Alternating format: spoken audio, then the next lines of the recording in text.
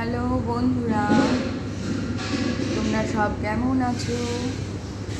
নিশ্চয়ই ভালো ভালো থেকো সবাই, এটাই ঈশ্বরের কাছে কামনা করি।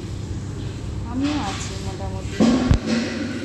তোমাদের জল খাবার খাওয়া দাওয়া হয়ে গেছে? ব্রেকফাস্ট হয়ে গেছে?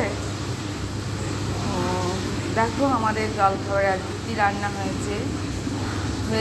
পেঁপে আলু দিয়ে পাতলা পাতলা করে সবজি, মশলা না দেওয়াই।